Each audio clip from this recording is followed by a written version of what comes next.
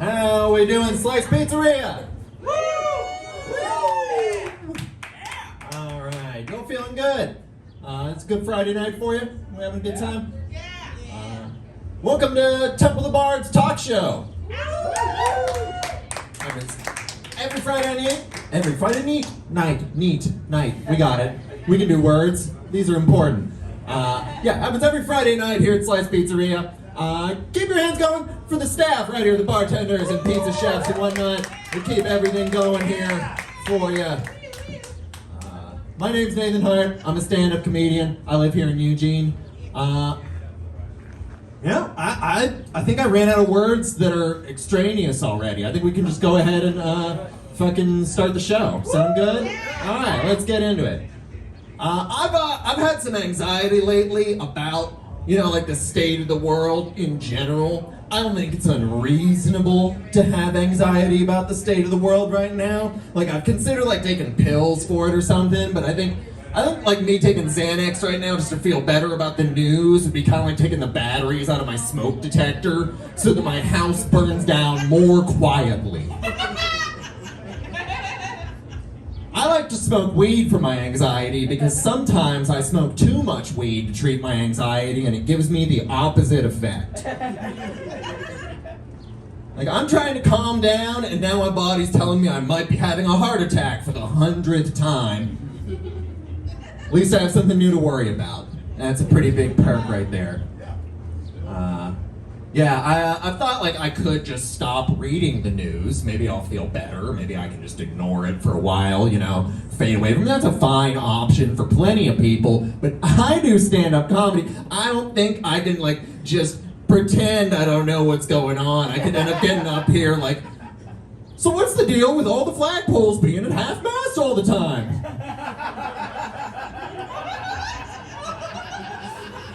The poles are so tall, there's too much pole. You could cut it in half, you'd have 2 poles.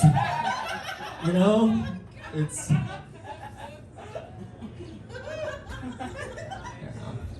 I was having a rough day the other day, having a rough morning.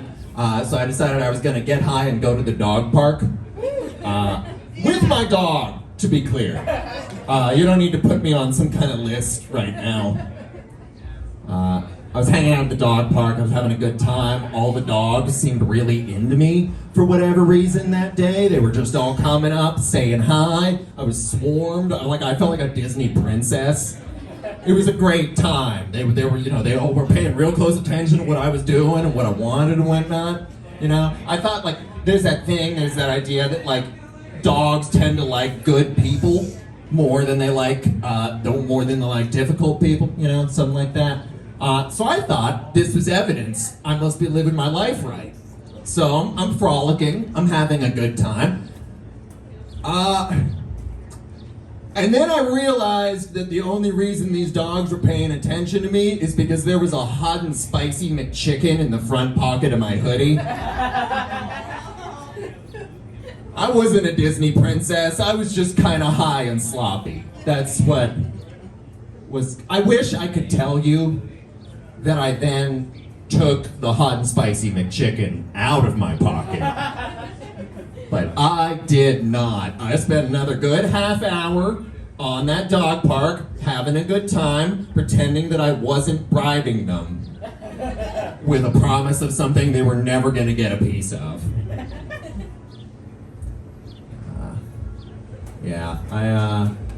People can kind of tell from looking at me that I do drugs. They're just not exactly sure which ones. Because I've got a heroin body, but an Adderall face.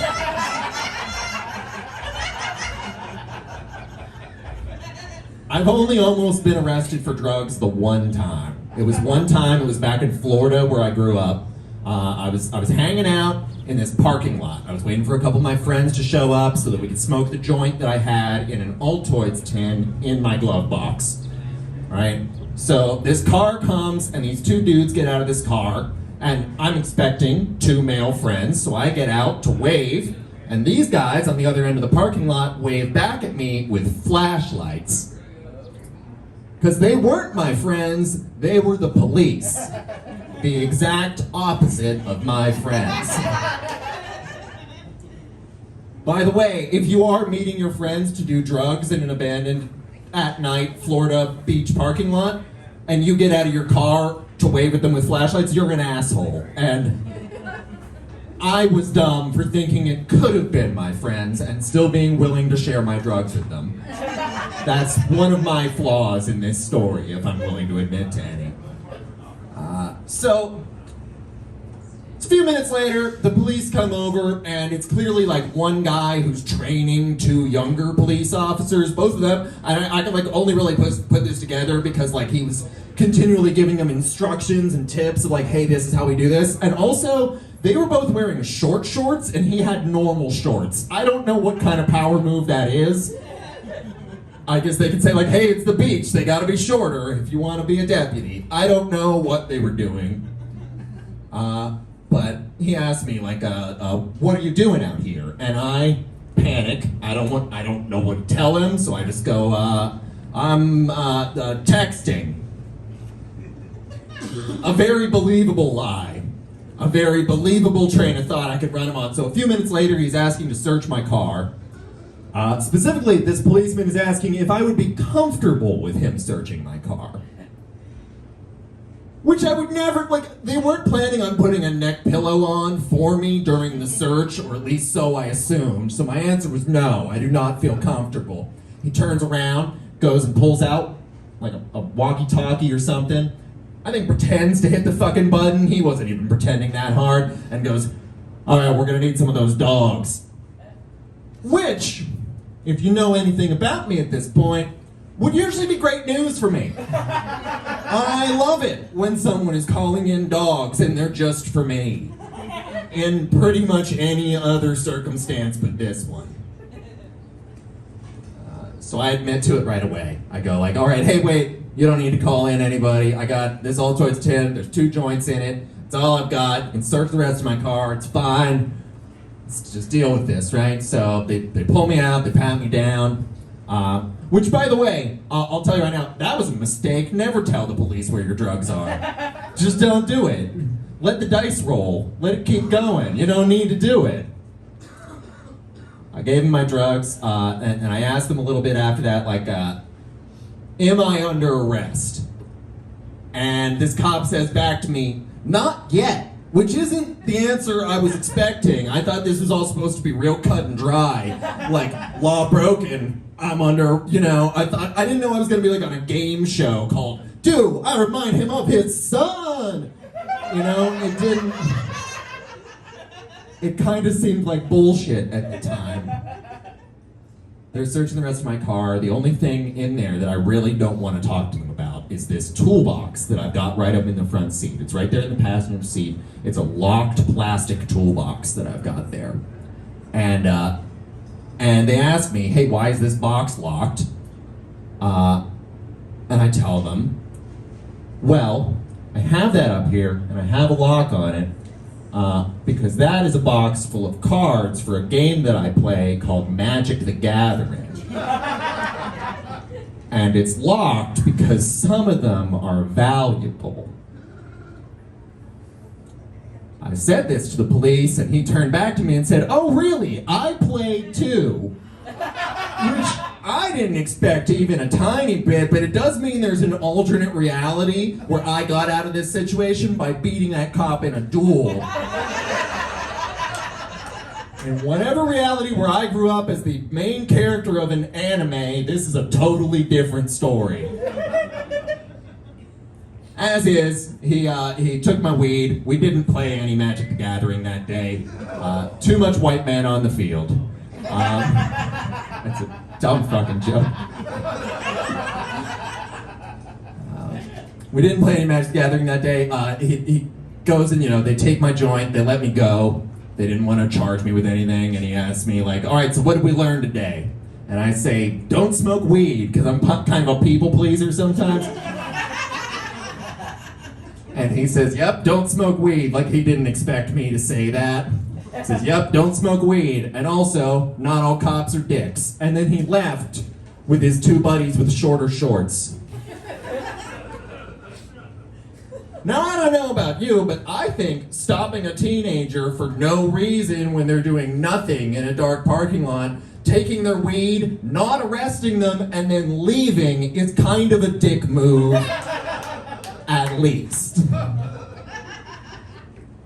All right, I've got one more quick little thing I'll talk about, and then we'll keep on with our show. You guys have been real cool. I think it's gonna be a great fucking night. I bought a bidet during the pandemic. I bought it, yeah, hell yeah. We got some economically minded people here tonight with clean buttholes. I bought a bidet. It's this thing. It's you can attach it right to your toilet seat. There's a nozzle on it you can turn. Mine has 3 dials on the nozzle. One says nozzle clean. The middle one says wash, and then the one on the left of that just says women, with a pink dot on it. Now, there are times that I still accidentally leave the toilet seat up after I pee into the toilet, and my wife is reasonably upset about that. No one wants to accidentally fall into your toilet at 2 a.m. I get it, it's reasonable. I get it, it's my mistake. However, there are now also times where my wife uses the bathroom and then forgets to switch the bidet off of the pussy cleaning setting. And then when I sit down to use the toilet first thing in the morning, my balls are assaulted by a cold blast of feminism. Like someone thinks they killed Ruth Bader Ginsburg. I'm not saying we've achieved equality, but everyone's wet where they don't want to be, and that's what progress feels like, I guess. All right, are you ready to keep your show going tonight? Put your hands together nice and loud for your hostess tonight, Temple the Bard, everybody! Keep it going for Nathan Hart.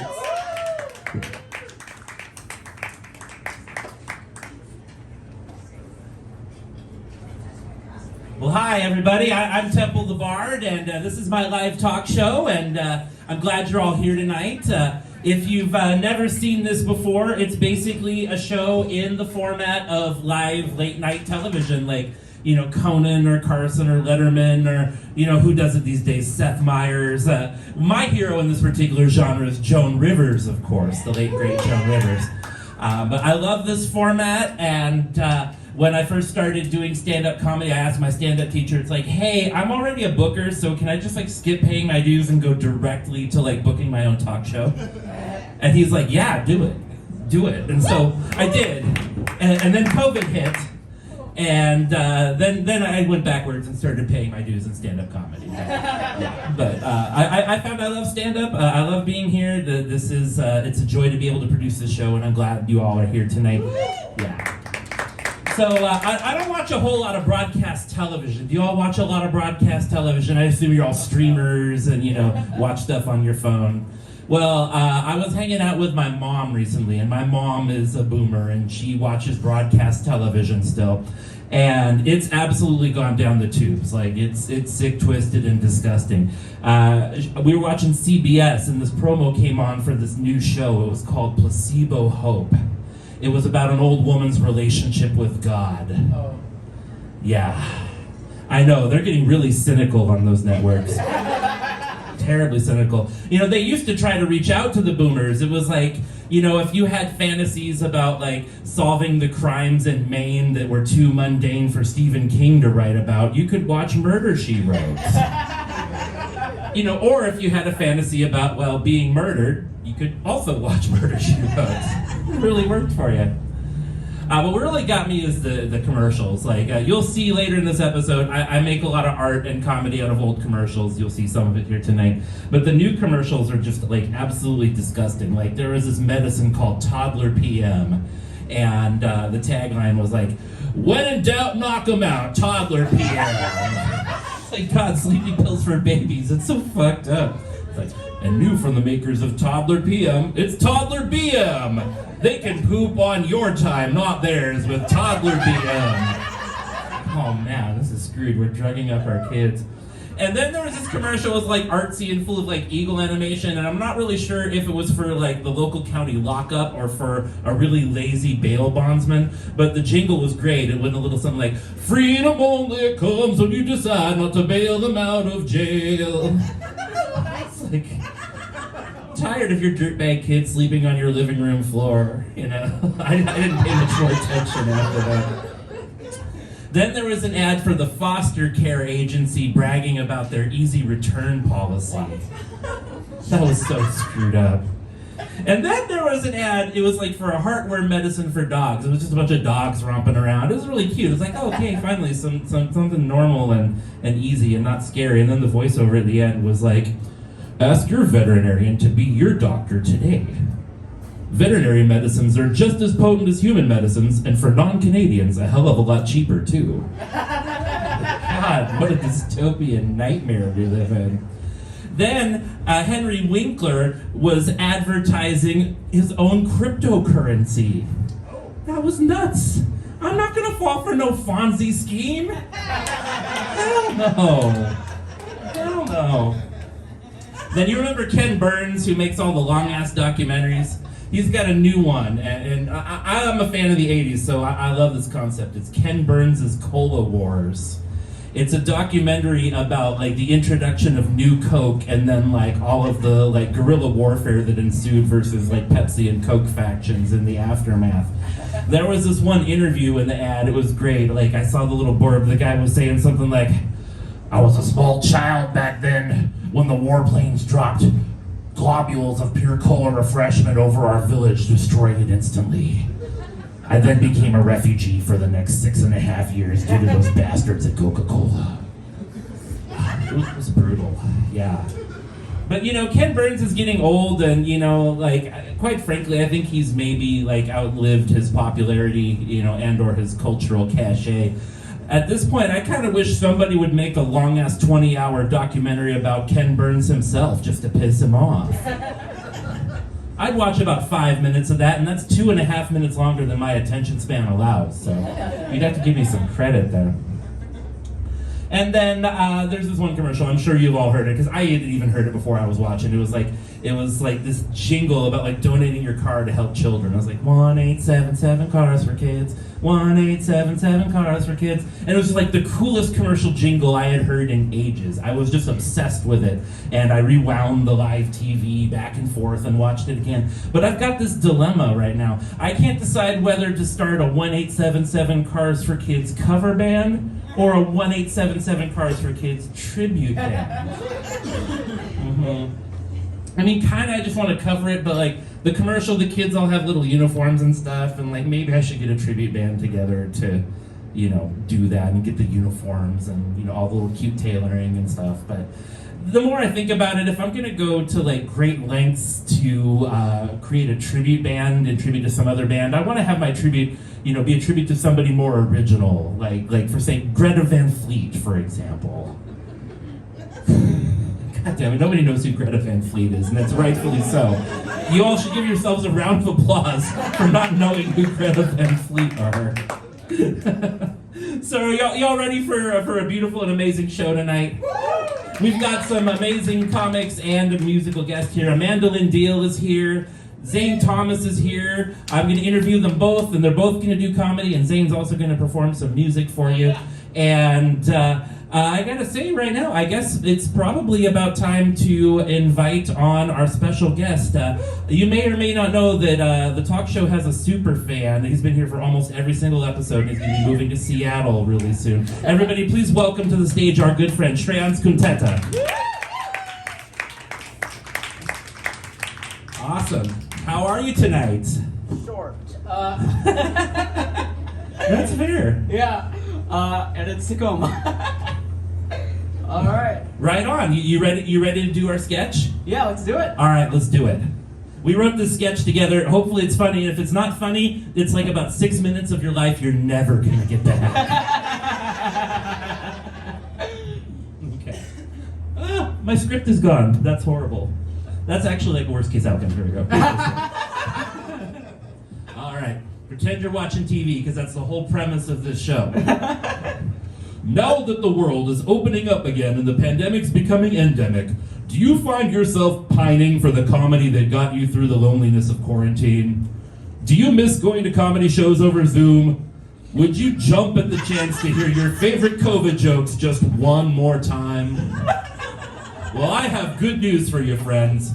Bard Records has just released the comedy collection of the decade, COVID's Greatest Hits. And for 3 easy payments of $19.95, it'll be yours to keep. That's right, yours to keep. That's right, you'll hear such classics as... Do you guys remember like the very beginning of the pandemic when like they all told us to wash our hands and you suddenly realized like how many of your white friends had like really poor personal hygiene? Like my gym's Facebook page was just like filled with people being like, all right, I guess I'm gonna finally start using soap and water after I shit. And so like during that early period when I was wiping shit down with like my sanitizer, like when the weights, like I was like, yeah, that was, I learned a lot about you guys. You'll also hear this sentimental classic. I also like loved seeing how like parents had to finally learn about like who their kids were when like schools sent them all home. That was like really educational. It'd be like conversations just like, so what are you into? Roblox, I guess. All right, that's cool. I drink mostly. That's like kind of what I do. You want dinner? Well, I got like some Uncrustables. Like, do you know how to cook? Is that something you know?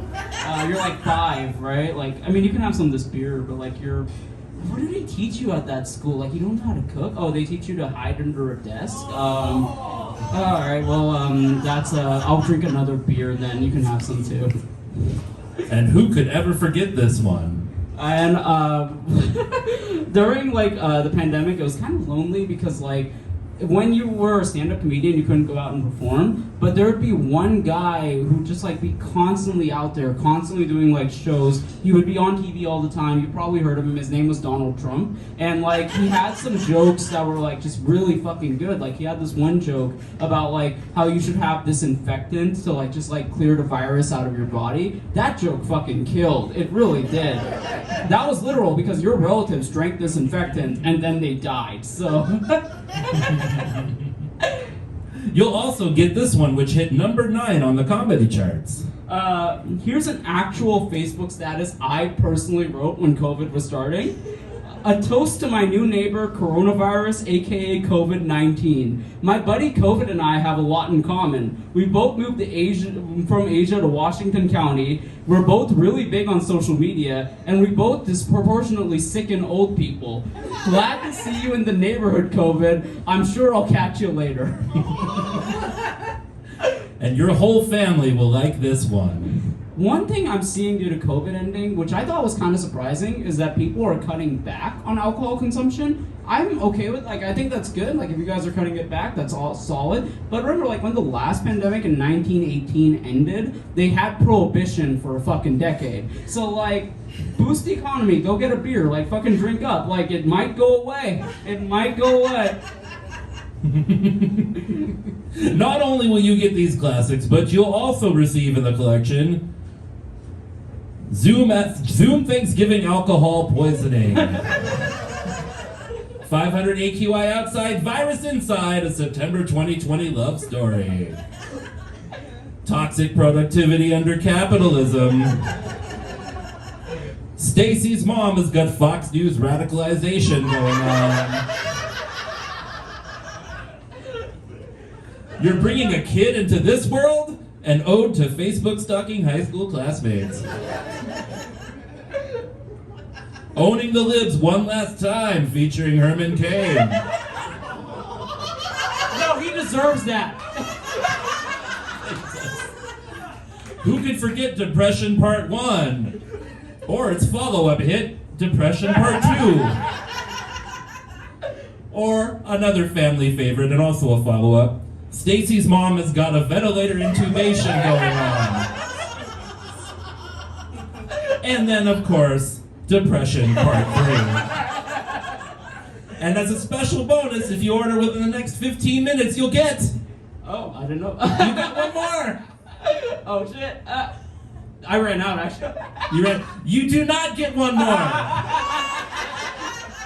That's right, COVID's Greatest Hits is available on record, 8-track, cassette, CD, download, or by not wearing a mask in densely packed indoor settings. And for a special fee, I'll personally come over and cough on you. Order now. Right on. Everybody give it up for Shreyans. Right on. He's going to be back on the show a little later, and I just appreciate this. He wrote like 95% of that sketch, and it was a lot of fun. Thank you for letting me participate in that, and thank you for being on the show. Yeah, just hand it to me, it'll be fine. All right. So I got out of order a little bit. I've just got a little tiny video. We do have to pay the bills here, and so we have to do some commercials, and that's just how it is in the process of the show. Please put up with it. It's capitalism. That's how we pay our performers. Voyagers will return after these messages. Okay, who's hungry out there? This polyester uniform itches. Aren't you hungry? Yeah! Aren't you hungry for A slow series of celestial hamburger spankings.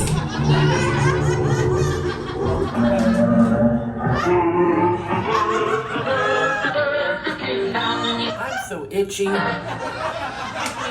This is the Channel 7 News Brief. I'm Jim Paymar. Our top story tonight is that the New York World reports that President Reagan is a closeted, self-loathing homosexual. Gay naked Reagan. Tomorrow at 5. The sky is flaming, we're flaming too. The girls like to watch. Check out my crotch, hey, it's a robot. Check out our butts. The girls like to watch because they don't hate men yet. This pulls the penis better for your kinky pirates. Check out our butts. It's the 80s, so we sexualize the teens. George, available at Bam Boys. Thank you. Awesome. All right. So let me navigate the logistics of this. Our next guest is here from Portland. He's absolutely taking Washington and Oregon by storm, not only with his amazing comedy, but also with his creativity as a rapper, producer, and not just producer of like hip hop songs. He produces shows as well. He's just multi-talented, and we're really excited to have him on the show. Everybody, please welcome to the stage Zane Thomas.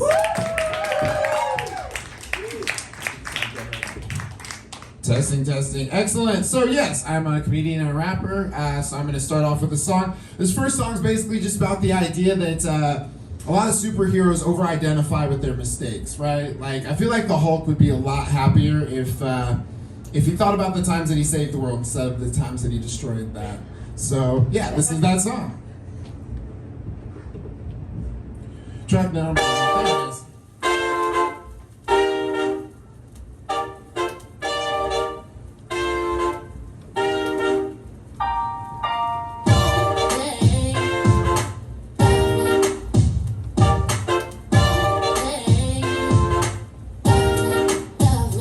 World's greatest sharpshooter, your favorite down and out loser, won the rise to your surprise. Hawkeye on the future, a superhero with a sordid past. The guilt that I amass had me running from my demons fast. I tried to drown them, the buckets could swim, only two outcomes, and the other was grim. This looks bad, but I swear that there's a way. It's not the end, it's not even the end of the day. I push you all the way, cause I was scared that I was bad for you.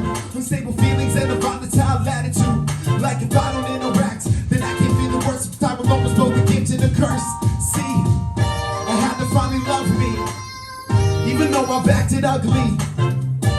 Only I can judge me, and I've been doing so unjustly. You said that my head was the best and worst part of me. Just know that it'll all work out, even if it's hard to see. You said that my head was the best and worst part of me. Just know that it'll all work out, even if it's hard to see. Anything is a weapon if you're in deep enough trouble. I never cheapen the struggle, which has been keeping me humble. I got a couple things up on my mind. If this is all it is, then was it worth the grind? Was it worth the sleepless night that we would write? Wake up, feel the shit was right. Find my pride and nurture craft. Give her reluctance, I accept that I can only do so much. Stop using perfection as a crutch. Like if I don't make it, then I can't make it wrong. By the same logic, almost sitting cut you off like an amputee. But now I'm giving 100 for everything that I wanted. My emotions were stunted from always being so guarded. The hardest thing I ever had to do was opening my heart to you. You said that my head was the best and worst part of me. Just know that it'll all work out, even if it's hard to see. You said that my head was the best and worst part of me. Just know that it'll all work out, even if it's hard to see. There will be those who don't fuck with you, but that's really not up to you. J. Jonah believes Spider-Man to be a villain, but that didn't stop him from saving children from burning buildings. We all have an Uncle Ben, a moment we wish we could do again. When you could've done what we didn't, things could have been different. Now you made a commitment to being guilt-ridden and distant. You're not the lives you didn't save, or your worst mistake. If you face today, then that makes you brave. I commend you, I won't pretend to know your struggle, but I'm here if you need a chuckle. Buckle up for an emotional roller coaster. The strap goes over your shoulder. I'm done waiting, I'm only getting older, thinking I can make it in this hero biz, but knowing I can show them what a sincere flow is. You said that my head was the best and worst part of me. Just know that it'll all work out, even if it's hard to see. You said that my head was the best and worst part of me. Just know that it'll all work out, even if it's hard to see. Thank you guys. Appreciate it. Appreciate you. Appreciate you. Can I get that water right there?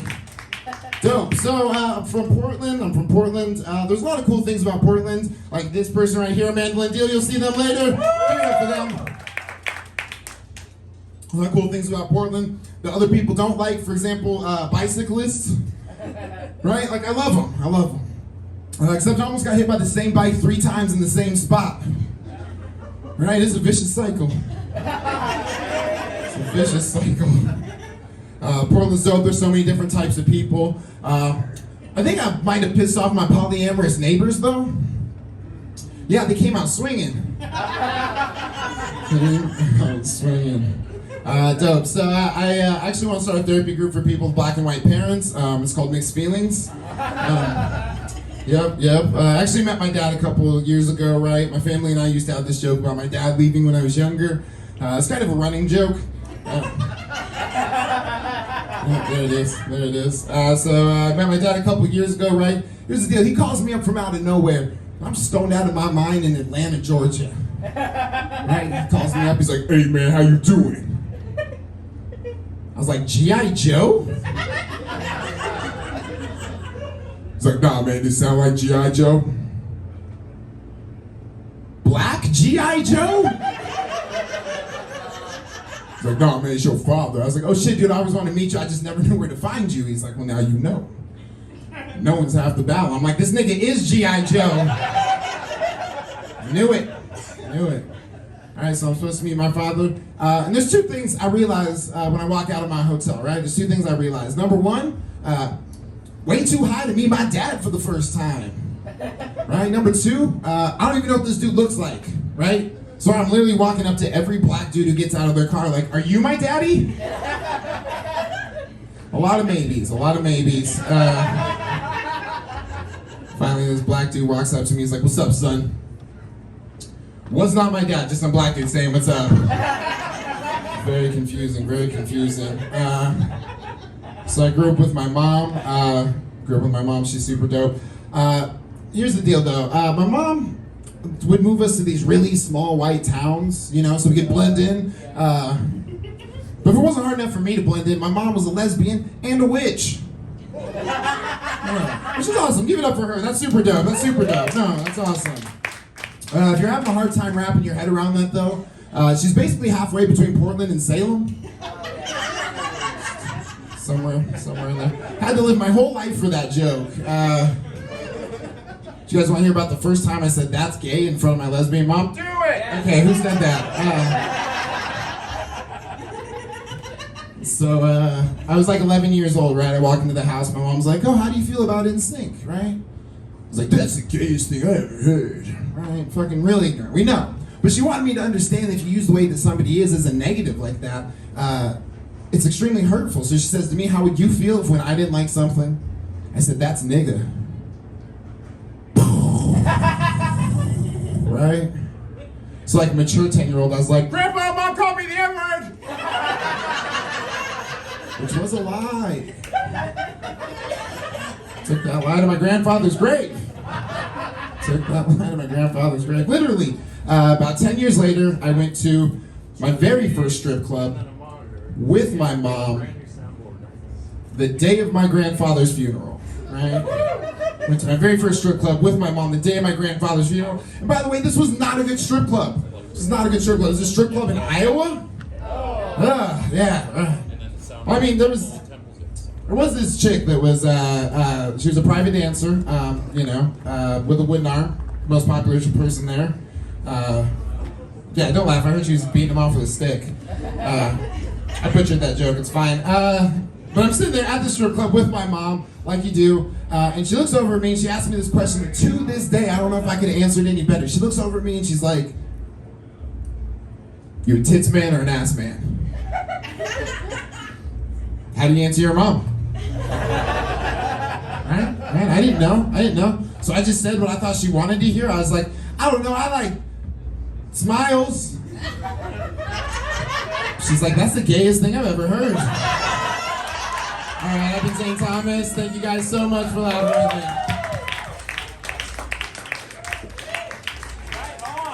me. Join me for some interview You're time? goddamn right. Right on. Keep it going for Zane Thomas, everybody. Right on. Oh, that was a great set and a beautiful song. I've enjoyed everything so far. Thank you. Awesome. What got you into writing, producing music? Is this something you've been doing for a long time? Yeah, so I always had a harder time with music because, like, if a joke doesn't work, it's like, it's, I can deal with that. It took like 2 seconds, I can move to the next one. But like a song, it's like I had to like write it, I had to rewrite it, I had to hate it after I rewrote it twice. There's just so many steps to it so that, it meant more to me that music worked out. So I've probably been doing it about 14 years, but I didn't start taking it seriously until like the last 2, 3, 4. Yeah, and you put out an EP recently, didn't you? Yes, I did. If you guys want to add it, it's on Spotify. Right on. Yeah. Yeah, I mean, it takes a lot of work to put out and release stuff. Like, I take it you probably agonized over like your tracks and mixes and every part of it. Did you re-record your vocals a bunch of times? 100 times, and it cost me like $40 each time. So it was like, yeah, it's an expensive thing to be a perfectionist for. I'm lazy and cheap with my production. It's like, ooh, free public domain GarageBand stuff. Let's cut it in half, reverse it, pretend that I'm a circus clown, lay down 2 vocal tracks because 3 is decadent. You have to play it. I'm gonna rap over it. This sounds amazing. I have all sorts of interesting shit. Let's do it. All right, I'll give you one. Oh, sweet. Okay, hell yeah. We actually planned this. I didn't. I literally didn't. But like you offered so. Now this is all small print, so it's gonna take me a second to find it. But I'm gonna give you one that sounds like a demented circus. What the fuck is this shit? I want to rap over that. Okay. All right. Have you guys ever heard of ICP? No. I'm pro Juggalo, mind you. Yeah. So absolutely. To each their own. Okay. When you say pro Juggalo, do you mean like really good at being a Juggalo, or like? No, I mean nobody's that good. There's some amateur Juggalos and then some completely unpaid Juggalos. But not pro until you get paid. Yeah, exactly. Okay. All right. This is some cheesy, demented circus light. Let's see what you can do with this. Please. All right. If it'll let. Here we go. All right. Let's see if I can do this. You gotta give me a word, Temple. A word? Yeah, give me a word. Friendship. Ooh, friendship. All right. This is gonna be amazing. Friendship. I try to maintain it. They say that I'm only complaining about the friends that I lost and the friends that I have. This actually isn't that bad. Kind of surprised. It's kind of amazing. Everything a Temple does is so crazy. She is one of the dopest I've ever seen. I mean, I'm not being mean, because I like friendship, and I would never want to end it. I appreciate you oh so much, and this has been kind of clutch. All right, hey, there we go. Better than I thought. That's better than I thought. That was great. I didn't know what you expect. And back in Sacramento, before I got into comedy, like I would do all sorts of shows with like cheesy stuff like that. And queer community loved me, but I bring it here, and I've got guys like mansplaining, like yo, I love your flow, but your beats are really whack. Like you should let me produce your beats. And I'm just like, hey, can you produce beats that sound like somebody on acid at a circus crying at the Yeah. majesty of an elephant? Yeah, And they're like, You painted the perfect picture of a like, sad clown. get out of here with that garbage. Yeah, there we go. Cool, we did it. So you also do music. I am, yeah. I've had a lot of bands. I produce my own backing tracks. I don't necessarily want to call myself a rapper because I'm trying to steer clear of cultural appropriation. Sure. But I sometimes do put some flows over the top of things like that. You know, that particular one, you know, it's about a friend of mine who's a great community advocate and their cat. And the chorus is like, skillet supreme brought together in a dream, so reflected. Skillet supreme brought together in a dream, so reflected is real and projected is art. They're here to conquer peacefully the world in our hearts, but aren't quite sure exactly where and when and where to start. So they called a Caden and began to rate in his spare parts and build an awesome machine to build the humanoids more smarts. But as it radiated through the waves of brilliant valley heat, they began to notice form a rainbow flag flying up and down our street. I haven't practiced in a long time. Long time. But that was meant to be so fast that it was almost slurred, and then people were like, "What the hell was that?" That's beautiful. It was just a tribute to a friend of mine who has a big heart. So This show's already amazing. Well, I've I've gotten your free money's worth. Yeah, right. And, you know, if for some reason you're independently wealthy and want to contribute, you know, my Venmo is at K Temple Kirk, and I'll pass it on to the artists as I always do. You know, this is a money loser if you all are into the capitalism. The artists are getting paid more than I'm making for the show, and rightfully so. Amanda and Zane drove all the way here from Portland, and it's not like gas is $2.50 a gallon anymore either. So. It is not, but I'm so happy to be here. Honestly, just from this right now, it's been worth it. It's been anything. So yes, thank you. Yeah, so we've talked about music production and flows. How long have you been doing comedy? Comedy. I've probably been doing comedy for about 6 years, roughly. Right on. Yeah, That's a long time. What brought you to comedy as opposed to like music production? Yeah, well, I've always kind of enjoyed comedy. It's something that I've always kind of just like enjoyed making people laugh. So I guess like the music part of me is like the part that wants to connect, and the comedy part is the part that also wants to connect, but through laughter. Oh, that makes sense. Yeah. Yeah, some of my songs make people laugh too, whether intentionally or otherwise. Usually it's best when it's otherwise. Like, is this the comedy part? I'm like, no, it's not. That was my heart I put out there. Yeah, and I saw that. Like, that song was really amazing, and I love how you have the courage to do music and comedy back to back. I call myself Temple the Bard when I do comedy because I've been doing music as Temple Kirk for a long time, so I figured I'd keep some separation. You know, all three of my fans, well, I wanted to hear some of your songs, but all I heard were these weird-ass gay jokes. Like, yeah, I know. That's what I do. Very encouraging friends. You need the, where are they? I mean, where are you? Come on, where are those guys? So we gotta pay some more bills before we call our next guest on to interview you both about mutual endeavors. Let's watch another commercial, shall we? Yes, please. All right, here we go. Portions of today's programming are mechanically reproduced. Who's got the best new car warranty at no extra cost? All cars are covered by Murder tarps. but nobody's car is covered by a Protective rind made out of blue cheese. except the new American Motors Concord, AMC Spirit, and AMC Pacer, all covered by A thin layer of creamy, moldy goodness. the best warranty because it covers Your sweaty summer body. even if it wears out, all at no extra cost. American Motors, built for today, built to last for tomorrow.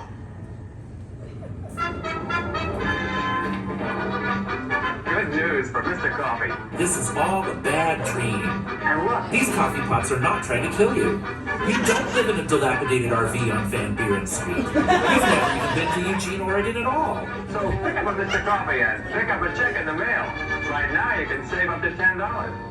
I married Marilyn Monroe to prove to the world once and for all that I'm not gay.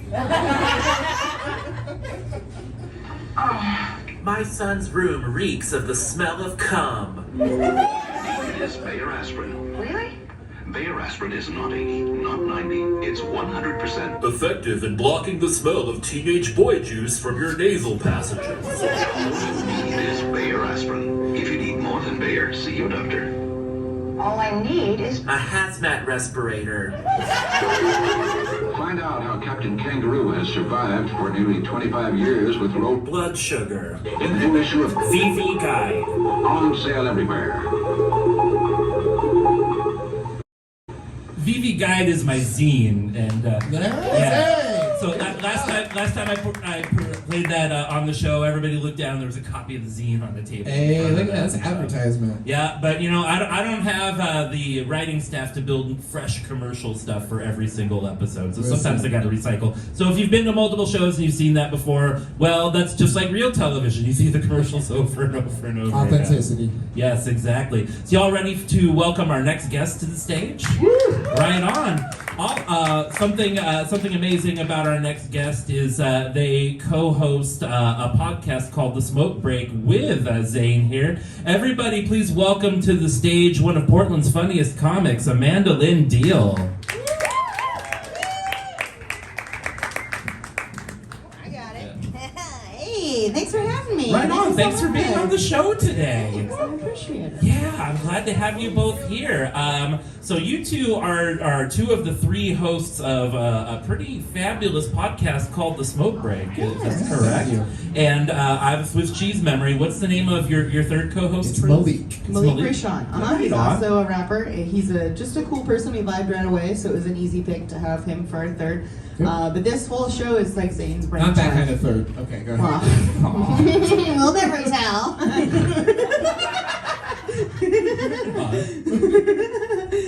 But the smoke break was actually Zane's brainchild, so I'll let him kind of explain the podcast. All right, that's fair. This is Yeah. So it's just basically a mental health podcast. It starts off with the question, what are you excited for? It's a question that I really encourage a lot of you to ask your friends. Everyone's like, how are you? And that's an easy thing to say, like, I'm bad, or, think of all the things that aren't going right. Or everything's fine. Yeah, everything's fine. Yeah, just lie. But what are you excited for? It gives people the opportunity to think about the things that are important to them, and you get to learn a bit about somebody. Mm-hmm. So, the smoke break. Yeah, that's great. I think it's neat that's you right there, and Malik as well. So I'm glad that you all have a mental health focus to this podcast. I don't want to out you all, but I know I myself struggle a lot with mental health issues, and thankfully as a non-binary trans person, dysphoria isn't the worst of them for me right now. Right. Just the general late-stage capitalist malaise the rest of us are going through. Just everything else. Yeah. So I know you talk about mental health. You have a topic to get people to think about the resources they have in their lives. What are some of the other things you talk about on the show? We've introduced a new thing that I really like. It's called Let's Get Real, Bro. It's a card game. It's kind of like a card prompt, but it's just questions that kind of make you open up and learn stuff about each other. So that's what we do in the last portion, the joke break, and that's been really fun. We had a very synchronistic moment last week with Sabrina Contreras, who started comedy here in Eugene, I found out. Yeah. She's fucking awesome, and we were talking about addiction, and the card we pulled out randomly, the universe, the card was like, what are you currently addicted to? We're like, what the fuck? So it's kind of funny how that That's what I'm happened. addicted to. Yeah. So I don't know, it's fun. It's fun to kind of get people to open up about stuff. Sometimes people come up with topics that they want to talk about. Sometimes what are you excited for kind of gets people thinking about other things. It just kind of naturally flows in a way. Just how I like to roll. Zane's the planner. I'm the everything will be fine. We're not gonna make it on time, and we made it on time. Always. So she was right. How often do new episodes of this come out? Every Sunday it plays on Shady Pines Radio as well as Pretty Dope Experience Radio, 2 internet radio stations, but we do it once a week. And we're actually going to make it a video podcast so you can watch it live. Yes, and it's on Spotify as well, so you can catch up on episodes on there. Check out Zane Thomas's rap and The Smoke Break on Spotify. Great. I'm excited to hear that it's coming out in a video format, because one of the things I didn't quite understand when I was doing my research for the show is how was I as a listener supposed to know that you all are smoking if it's an audio only podcast? So I take it on the visual you'll just be chain smoking, you'll have one or two going at all times. Now that I think about it, I'm like, wait, I can't smoke during this show because it's inside. Shit. You're gonna have a fog machine when it's live? Yeah, exactly. Well, that seems like cheating. I mean, if you're not actually going to smoke, you might as well call it the fog machine. Fog break. The mental fog break. So y'all smoking gas station GPCs, or you going all the way up to Camel Crushes and getting your Camel menthol Crushes, hit? yeah. I'm like, if I'm going to spend money on a horrible habit, I'm spending the right amount. You're going for the higher end absolutely. stuff. Top shelf. Probably the right way to do it. Yeah, I grew up in the early 70s, or late 70s and early 80s, and my parents both smoked, and it was really hot where I grew up in Sacramento, and so I'd be like, Mom, you guys are smoking, can we roll down the windows? And they'd be like, no, it's hot out there, we got the air conditioner going. So like, I just grew up with my parents like hotboxing the car with Camels. Not the good kind of hotbox. Yeah. And so that was my whole childhood. I hated smoking. I went to school and everyone was like, you smoke. I'm like, no, I don't smoke. And then how come you smell like it? It's like, because I live with my parents. Yeah. And then they try to take it like, you live with your parents. I'm like, oh, shut up. I know you still live with your parents. Yeah. Stop teasing me. Makes more sense financially. So I know I'm joking about smoking and stuff. It's obviously not like a tobacco connoisseurs podcast. You have a mental health focus. And, you know, what are some of your favorite things to do in order to attempt to maintain your mental health and or punish those who brought you to this state? Yeah, that's a good question. Amanda, do you want to answer that first? I think this is cheesy, so I'm gonna do stand-up. I think that laughter's medicine. Have you guys tried this thing called laughing? No, but seriously, I people say like comedy is tragedy plus time. I think you can laugh instantly when bad things happen. I think it makes it a little bit better. Like if life just slaps you in the face and you're like, wow, that really sucks, and you're like, I don't know. That's maybe I'm twisted, but I think that okay, thank you for confirming. I don't know. I think that the sooner you can like find funny in things, the better that you'll feel, and also just like being kind to yourself, talking to yourself how you would talk to a friend, because I think we all are nicer to our friends than we are to ourselves. So to like not fill yourself with guilt and shame, just like nurture your inner child, laugh at shit, be kind to yourself, and surround yourself with good people that remind you that you're not a piece of shit, because our brain tells us that, and it's fucked up. Absolutely. I guess for me, it's just it's communication. You know, I feel like we feel like we're alone until we say something out loud, and then somebody makes you feel like, oh wow, like I also feel like that. So I feel like just being able to communicate, being able to ask questions, and being open to answering questions. That's what helps me. That goes a long way. Openness means a lot. Yeah. And I spent a lot of years in an activist community during, like, you know, the heyday of the bloom of cancel culture in our community, and whereas like intellectual purity was what everybody was striving for, and offering a degree of capacity to make mistakes and be human was just not really on the table. And that environment was really hard for me to navigate in my mental health. And once I got out of like, you know, being like a public front person for like a radical nonprofit, I was able to like find my humanity again a little bit afterwards, and find some capacity to forgive and to let my inner child come out and make a whole lot of poop jokes, even though that, you know, in my old life that would have like turned donors away from our organization. Well, just having a space where you can be yourself, you know, and you can be and you can be allowed to grow, you know, like even if the self that you were wasn't the perfect self 2 weeks ago, you know, the better self that you are now is something that you should definitely, you know, you should just be allowed that space. I admire this greatly about you both. I mean, I don't know you all that well. I mean, we've been on some comedy shows, and you're here, and we were Facebook friends. But like, I noticed that, like, you know, when you're down, you do the work to get yourself back to like treating yourself well and getting involved in community again, rather than letting it circle down the drain. And I really appreciate that about both of you. Thank you. And you know, just talking about it openly and giving examples to community about how to do that. You're sharing that wisdom with the people, and that in itself is an act of healing and community care. And so everybody, please give our friends a hand. Thank you.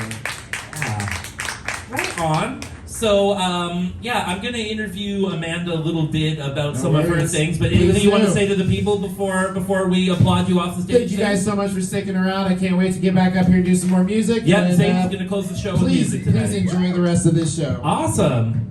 All right, we're just going to pay a few more of these proverbial bills before we interview Amanda, so let's see what happens. Oh, this one's kind of dark, so if you're one of those people who avoids the news, go get a beer right now. 1985 has something to say about 2022. From San Diego is Conversation with Fred Lewis. I'm Fred Lewis. For centuries, America has been searching for a way to not be murder hobos.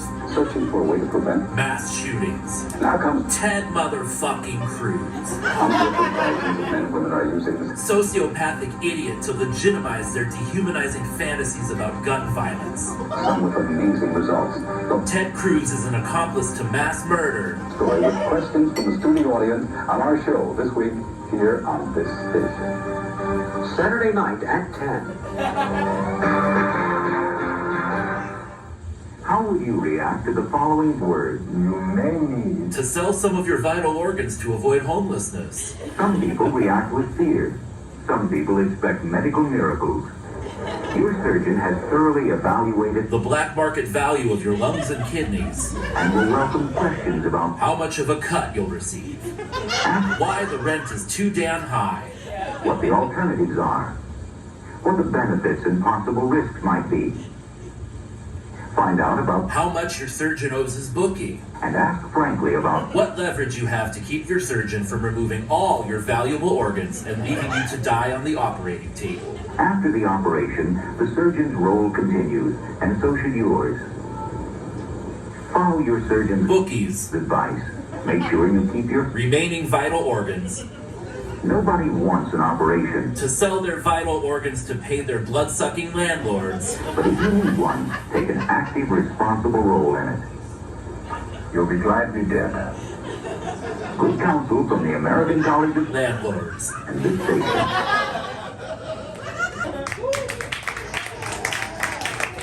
I had to do it. I'm sorry.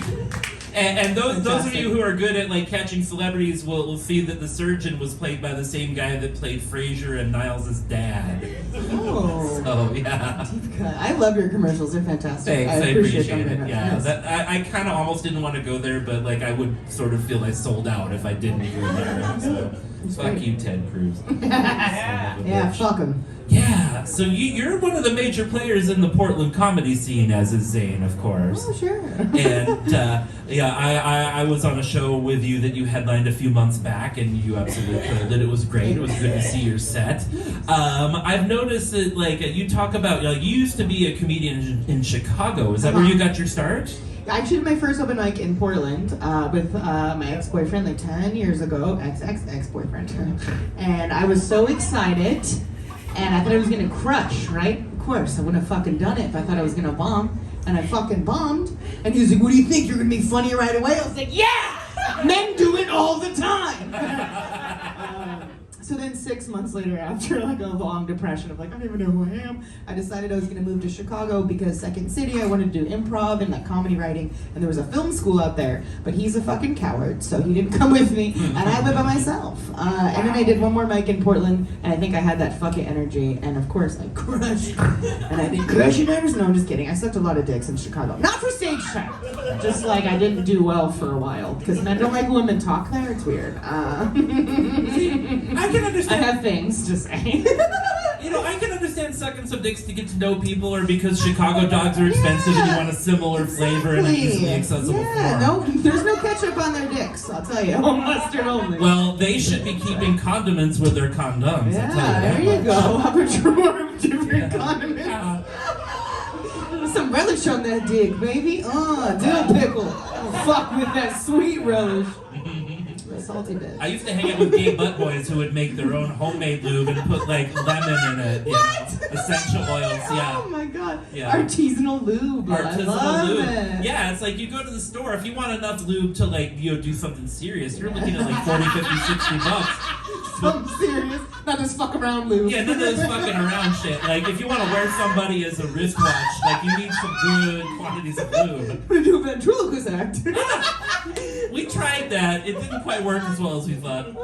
Oh my god. But yeah, they some of those boys, they get their, like, this powdered veterinary lube out of the Granger catalog, mix it up at home. I've got a whole routine about it. I'm going to save it for another monologue for the show. I love it. Got to conserve the material that we got. People are like, okay, keep going. All right, let me know.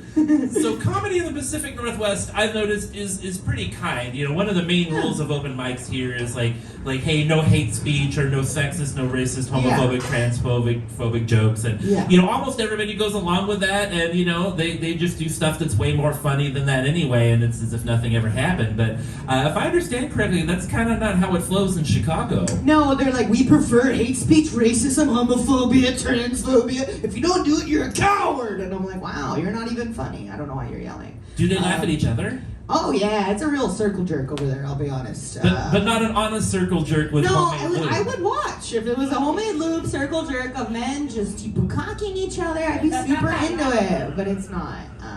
You know, I might put up with like some of the more triggering words and routines if I get to watch them, you know, just like make the whole world sing afterwards. Like to teach the world to sing in hand job harmony. Yeah, hand jobs across America. Yeah. Straight boys don't know how to have fun, you know. No. They don't. I don't know, it's interesting because I think there's so much of a competition there, and in here I've noticed it's more of a community, and I prefer that because, yeah, we all want to get the same shows or whatever, but we all have different like stories and styles, and we're all different people. So like, it should never feel like I'm mad you got that show because I want that show. It shouldn't be like that. But there, it's like there's only 5 women that are funny. They've checked. Don't worry. So there's only 5, and then they get booked on all the same shows. And even in that scene, unfortunately, the women are like they're the funny women, so there's not like a building up of community there. It's gotten better. I'll be honest. It's still a little gross. But when I moved here, people were like, "You're really funny." I was like, "You listened to my set?" Like I was surprised people gave a shit. But there's more of a community, and that's what I try and foster, at least with my mics and just. That's really cool. You know, the more I've dug into the Portland comedy scene, I found some more community. Well, my first dive in was Kelly's Olympian mic, which I described as like 25 Portland open mic comics on the wall, 25 Portland open mic comics. One gets up and tells some dick jokes and leaves and doesn't watch the others. 24 Portland open mic comics on the wall. Yep, that's correct. Except Kelly's not like, woo! And I did that as a routine once, and then I got down to 18, and like 18 Portland open mic comics on the wall. It's Jared George, everybody! I like Jared. He's got great stage presence. Yeah. So I have to admit, I really prefer the community here, and the way I navigate this show, we're on episode 9. There've only been a couple of comics who have been on the show more than once. I'm trying to like cycle through all the funny, cool people in the Eugene scene, as well as some of the promising rookies and, you know, super fans, and just get everybody through and have a chance to be on a talk show. You know, they go, I was on a talk show once, and their grandkids will be like, what the hell is that? They don't have those on TikTok, you know. It's like, all right, see, you had a chance to impress your grandkids because of me. You bombed, but that's not my problem. No. So I went to a comedy workshop the other day put on by a pretty cool comic in the Pacific Northwest, Sam Miller. You've probably performed with him. Yeah, really cool guy. His workshop was great. But one thing I want to like talk to you about is like you teach comedy workshops and do comedy consulting as well. Is that correct? True. So I've done a consult with you, and people are asking me more because Portland's Funniest Person competition's coming up. A lot of new shows are coming out. So if you ever want someone to watch a set, give you some feedback, or if you're thinking of producing a show, for the love of God, stop doing shit for free. Please, because we're all poor, but I think that it places a value on the art that we're doing, and I think that every time someone does a show where they have to pay the venue to be there, they can't afford to pay you, and they're like losing money every week, not only are they stressed out and it's a mess to watch them try and produce this shit show, but also it's like, well, every time now other venues think that they can do the same shit, so I think it's important to go in there confidently and be like, I'm bringing you a service. Are you not entertained, bitch? Give me some money, you know? Be a badass. Yeah, this venue absolutely does pay me to produce the show, and here's what's beautiful about it. Let's say we had a huge draw and we had like 60 or 70 people show up, which has happened a good number of times. The venue pays me more. Like, oh, you had a great draw today. Here's a bonus. Yeah, fuck yeah. That's so cool. And then I pass that on to the performers. And having a venue that wants to work with you is a big deal. Some people are like, I don't even like comedy. They hate when I'm here every week. I'm like, ew, what are we here? Yeah, this is a really cool venue. They even let me be one of the karaoke DJs here. Yeah, that's awesome. Karaoke DJing it's a lot of fun, you know. Now, all right, y'all guess. In fact, I'll let you guess first. What's the most popular, most requested song in karaoke that people ask for? Oh. I think like all the usuals. I only have one song I sing. I guess pick them up. Is it newer or older? Can I ask you a it's from the 70s. And y'all feel free to jump in real quick because I don't want this to go on forever. Like, what do you think is the most requested song? Don't Stop Believing. That's an excellent choice. Not quite it. Oh. That's up there. That's up there. Let me tell you what, the people who are really in the know about karaoke would say, oh, that's obvious, Bohemian Rhapsody by Queen. Yeah, okay. That's my number 2 most requested song. Oh, my number 1 is Angel of Montgomery, either by Bonnie Raitt or by John Prine. I don't even Somebody know sings that almost every... Get me an angel, flies from Montgomery, Give me a postcard, something, something sad. You know, I don't really know it. I don't know it. I was homeschooled though, so I don't know. Yeah, well, if you were homeschooled and you didn't get any Bonnie Raitt or John Prine, you must not have been homeschooled by like an Americana folklorist. No. It was very oppressive religious homeschooling. Oh, So, oops, Veggie Tales. I could sing that theme song, bitch. Well, I mean, Veggie Tales are useful later on when you realize what cucumbers can do for you. Larry, stop it. Right on. So, you know. Yeah. So you have any cool shows coming up? I'm doing Portland's Funniest Person this Tuesday, the 31st. Right on. Yeah, I'm excited. It causes a lot of stress for people. It brings out the worst and best. Nathan knows all about it in the Portland comedy community, so it's stressful for sure. But Zane and I kind of had this tradition that we did. I don't know if he's smoking cigarettes and shaking his legs over there or if he left. Anyways, love him. But we had this saying that we would always tell each other, people get really competitive, people get anxious, people want to do their best, and people forget to have fun. So we always just tell each other, have fun. Because if you have fun and nothing happens, you had a good time. If you fucking crush and you get all the praise and love you ever wanted, but you hate yourself and you had a miserable time and you're analyzing every fucking word, you didn't have fun, and so you're not going to enjoy it. So just have fun. I think that's the important thing to take from life always, especially comedy competitions. Zane, I said the thing, just have fun. So I gotta ask, we have a lot of wrestling content on the show, not tonight, but oftentimes. I'm ready. In wrestling, a shoot is something that happens like for real, like a baseball game is a shoot, you don't know who's gonna win, whereas a work is something that like the winner is chosen in advance. Are these comedy competitions works or shoots?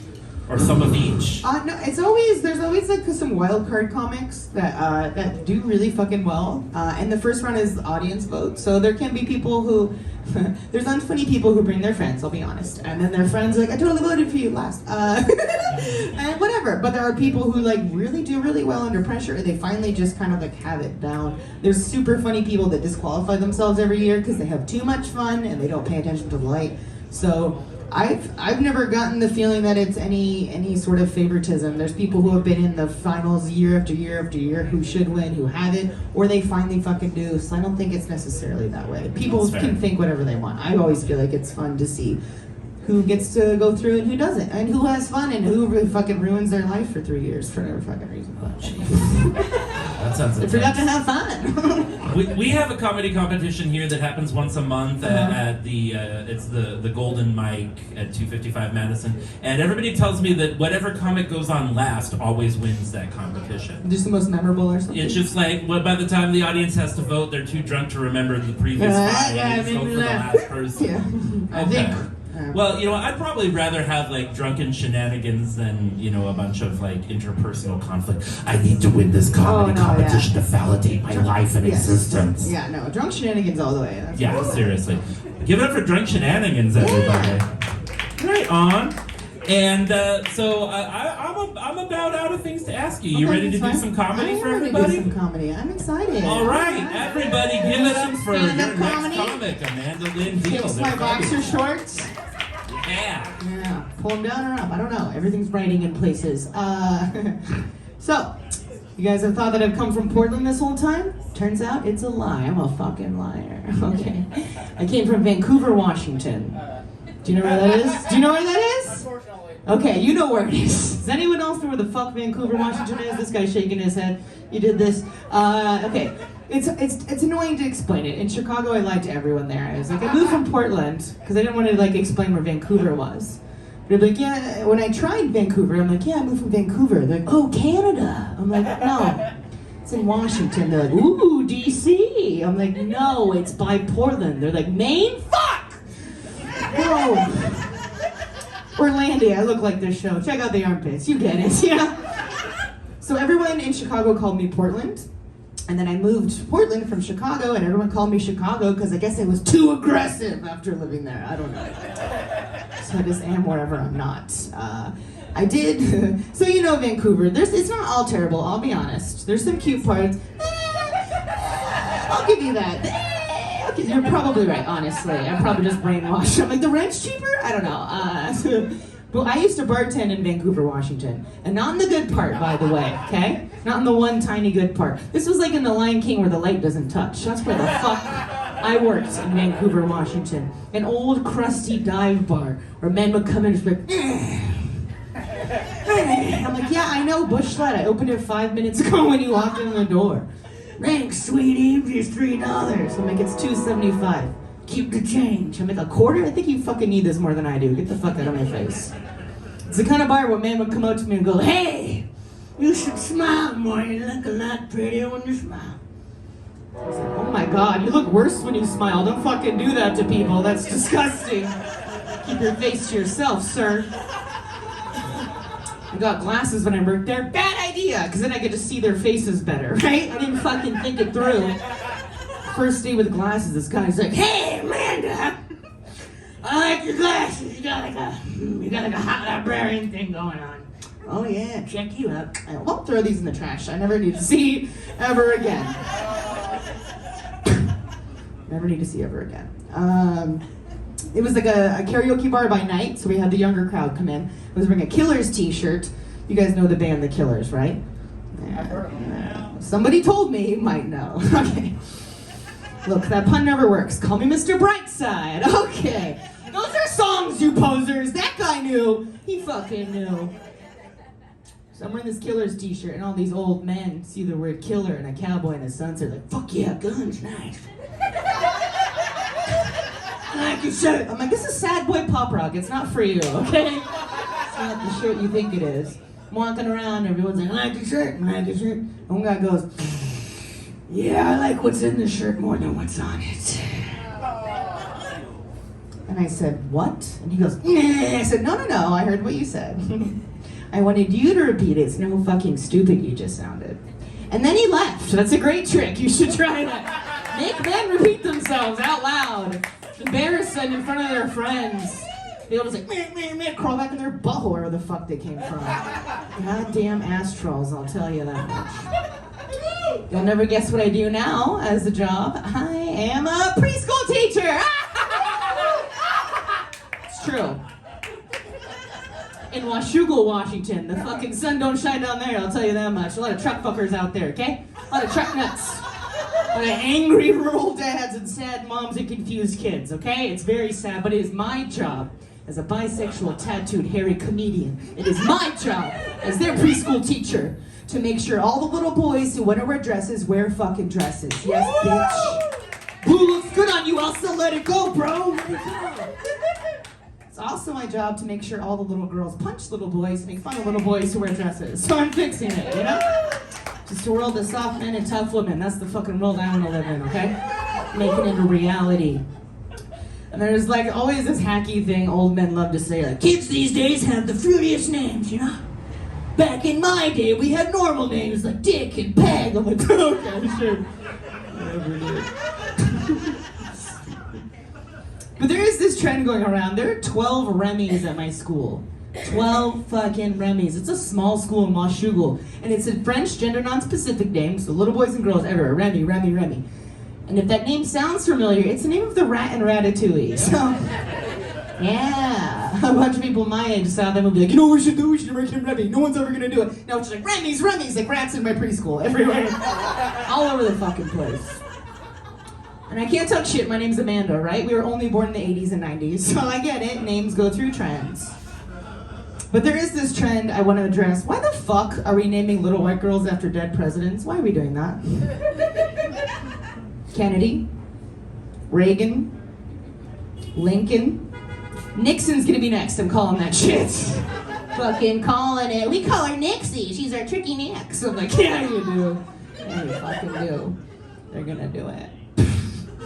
There's these two twins, I love them so much, they're my favorite, and they always wear the same clothes. So I'm like, oh, they're best friends. No, they're not. They will kill each other over a pair of dino boots, okay? They're mortal enemies, right? And they're fucking identical.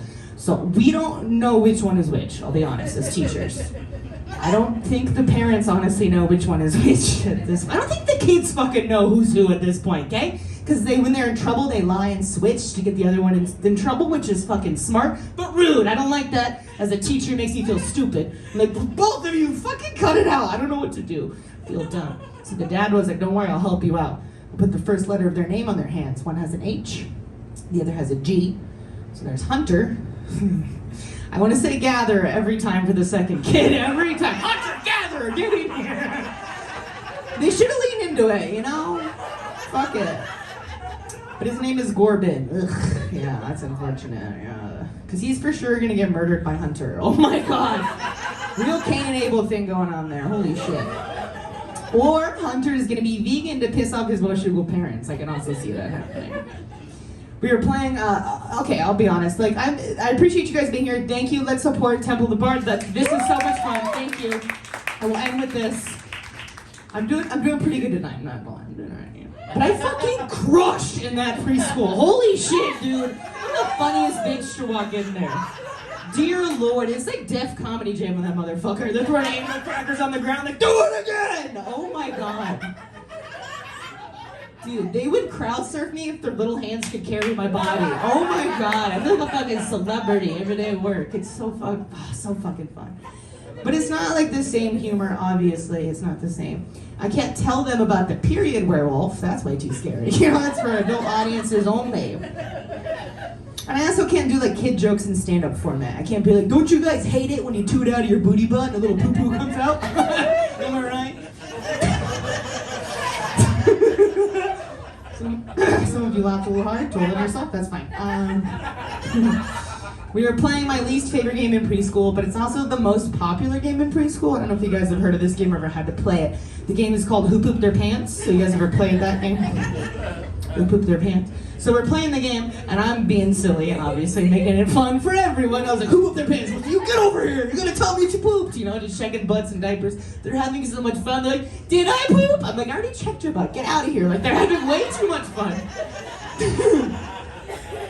And it turns out no one pooped. It was just a bad fart. Or they hid it. I never found the poop. I'm not lying. They might have just stashed it somewhere. I never found the poop. But me being me, I had to like make it silly. So I was like, do you guys think that I pooped my pants? And I blamed you. That'd be funny. Your teacher pooped your pants? Oh my gosh, that'd be great. And most of the kids were cracking up, but one little girl stands up from circle time, very confident. She goes, no! Adults don't poop themselves. And I said, yeah. Because I need her to respect me, you know? I'm a fucking teacher, I can't tell her the truth. And I was like, talk to your mom about Taco Bell at 2 a.m. She will blow your mind. I've been Amanda Lynn Deal. Thank you guys so much. I appreciate it. Keep it going for Amanda Lynn Deal. Right on. Excellent. So we're getting close to the end of the comedy part of the show. We're going to have Zane Thomas up here to perform some more music for you in just a few minutes.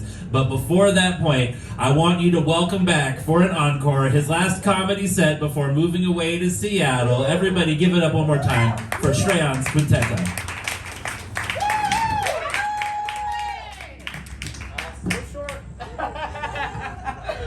All right. Accessibility, so I just need to work on that, mostly with the mic. Hello everybody, how are you doing? I don't sound like that. You guys know I don't sound like that because I've done that joke 10 fucking times now. But this is, it's 2022 Eugene. There's another Indian guy though who does sound quite like this, but he's Abhishek. He's gonna stay around here. He's still doing his like artsy degree. So like, feel free to give him a heads up when he comes on to the show. He's already been on the show. Oh yeah, he has. Shit. And will be again. There's so, I mean, I shouldn't remember that. There's so few brown people in this town. I'm going to make a joke pretending like this audience is packed. I know it's not, but let's just be optimistic. It's a little stressful most of the time to be like doing shows in Eugene, just historically. Cause like historically speaking, when you're like when you're like one brown person in a room with a ton of white people just staring at you, like, it's only in this century you realize, like, that's been a thing that's happened and it hasn't been, like, the worst experience of your entire life. Like, if you go back, like, let me think about this. Well, all the white people in this room, think about your grandparents, okay? They're probably great people. You probably like them. Nana, Papa, whatever you call them. Like, you know, they're probably good. But, like, think about your grandparents and think about, like, a room of your grandparents' friends just, like, packing a, like, audience. And then there's like my grandparents on a stage with a light on them. and all your grandparents as friends are looking at them. And let's just sit at that moment for a second and see why historically this is a stressful situation. This is a little too real for some of the white people in the audience, but like, they're like, shit, I just like to like say I care about this stuff. I don't want to actually think about it. Like, this is too real. This is my grandparents are talking about, man.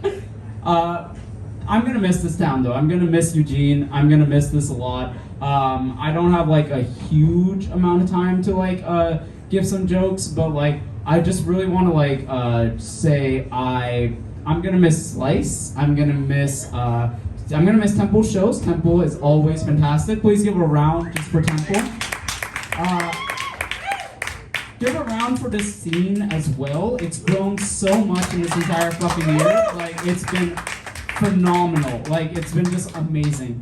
I'm gonna still be coming down every now and then from Tacoma. It's gonna be great. When I was up in Tacoma though, like, I will say there were some things I noticed which were really big. The fact that like I'd walk into a room and then everyone wouldn't just like look at me, be like, oh okay, and then like look away. They just like, I just walk into a room. That's fucking wild. That doesn't happen in Eugene, guys.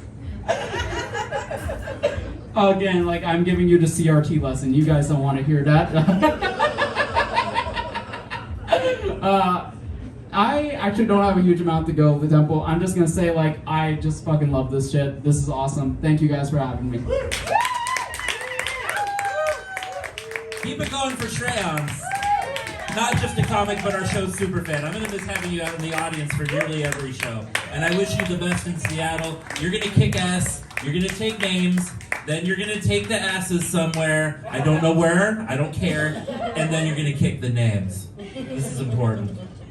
All right, everybody, to finish out our show tonight, we've just got some more musical stylings from the fabulous and amazing Zane Thomas. But before we start, one last round of applause for Lynn Deal. And one last round for Nathan Hart. All right, let's get started. Let's do some more music. You ready? Yep. All right. Get the right sheet up here.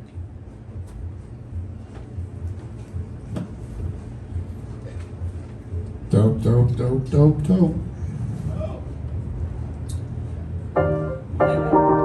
Song is called Chance to Start Again. Let me know if you guys can tell where the sample's from, okay?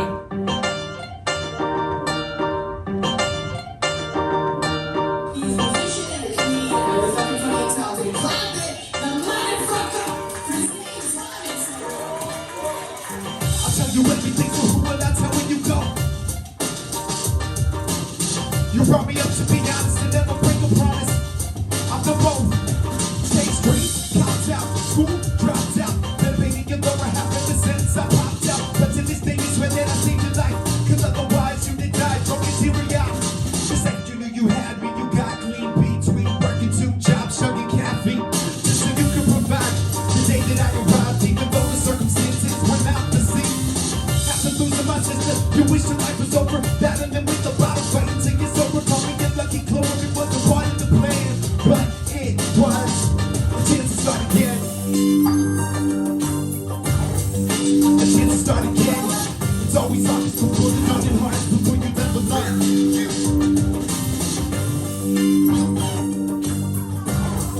A chance to start again. It's always hard to put it on your heart before you never learn. I gotta ask what it's like to raise it tight and watch them go down the same road, except pick up a pipe. I lost my best friend in a car wreck. It's when she spoke to me through my guitar neck. It's fine, no big deal, making music's all I use it for. And you knew that you would use the same excuse before. When you start justifying why and when you're gonna use, it's just to cover up the cycle of abuse. I traded my first keyboard for an ounce of weed and used my grandma's birthday money on a bag of speed. One is more with pills, but if you try to take it free, if you put this on your tongue, man, the things that you'll see. Try to save me from heat to bottle. Gwen Stacy, you saw a person hurt when the rest is all free. Said I can watch you kill yourself, gentle, you're paid to the bed. You either get clean or caught, but it's a chance to start again. A chance to start again.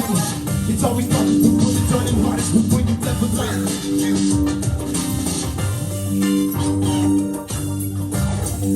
A chance to start again. It's always darkest before the turning hardest.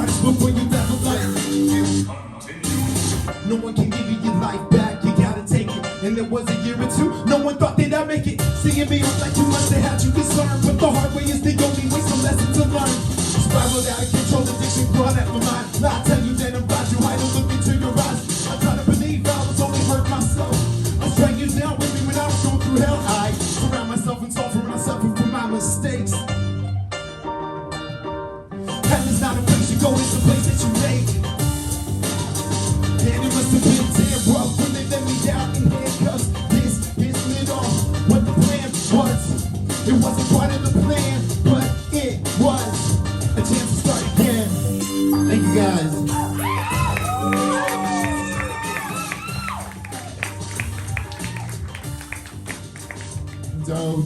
So I've actually been clean from meth for about 10 years now. 10 years, yeah, thank you. I got clean. It's very unexpected. I don't know why it's doing that. Hold on. Just play it in the VLC. Okay, that's one of them. Ah, give it up for Top of the Bard! Nope, you're all good, you're all good. Nope, you're all good, you're all good. So it's been 10 years since I've done meth. I got clean, thank you. Or caught, whatever. Details. What's important though is that, like I said, I got clean. And yeah, I just want to say that mixing cocaine and baking soda, not all it's cracked up to be. Alright, just kidding, I didn't do crack. Meth was more my speed. Hey, pew pew, it's all like this. It's all like this. But yeah, so I remember like hitting rock bottom, right? It was really a difficult experience. Walking into this house, this dude's slapping every inch of the carpet, right? And picking rocks out of it. I was like, Jesus Christ, it's the lowest I've ever been. And then I started helping him. I was like, Jesus Christ, it's the highest I've ever been. Getting busted was a really awkward experience, right? Cops kicking the door, he's like, hey man, you got anything on you? I was very high, very confident. I was like, no officer, I'm innocent. Which was the exact moment he pulls a pack of Newports out of my pocket with a meth pipe in it. Which, by the way, is the blackest white trash moment of my life. Right? Very embarrassing. He goes, I thought you said you were innocent. I'm like, I was. Until I was proven guilty. And he just laughed and threw that shit away. I went straight to jail. Remember, I got out, and it was a small town, right? People like to talk shit, right? There's apparently this rumor going around that I was giving favors for drugs, right? Yeah.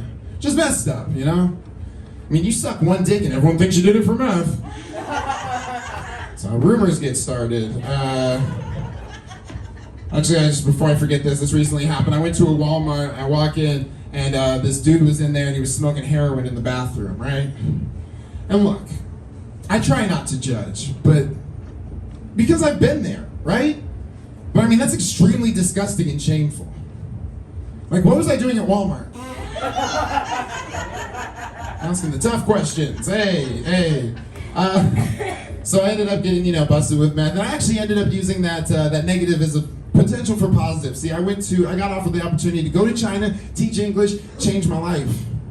Right? Thank you. I mean, I called it changing my life. The courts called it fleeing the country. Details, really. Yeah, it was really crazy. I really enjoyed over there. They were naming their school, and they're just like, hey, what do we name it? And I was like, all right, what are some ideas? And they're like, we were thinking, maybe like kids in China. I was like, that's a little on the nose. And they're like, what about youth in Asia? And I was like, yes. Let's make t-shirts. I told them after the show. No, I'm not. I should. But while I was over there, I had a Chinese fiance. She was super sweet girl, super sweet. She was kind of weird though, right? Like she wanted me to teach her how to talk black, right? Yeah, right? She wanted me to teach her how to say the phrase, that's my man, bitch. But she couldn't get the tones right, so all she ever ended up saying is, that's my man, bitch. And I got an aggressive Portland girlfriend who said that completely unironically. It was Amanda.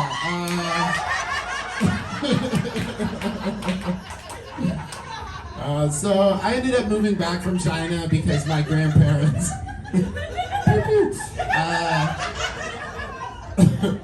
But yeah, so I ended up moving back from China, and it was because my grandparents, they had gotten in a car accident, and they were on their way to chemotherapy, and it was really tragic. But the thing that I remember the most is that they had this saying where they would say to each other, "Bet you didn't know," and it was short for "Bet you didn't know I love you," right? Because they didn't want to burn themselves out on "I love you too, I love you." So they had this saying, and well, this next song is it's about them.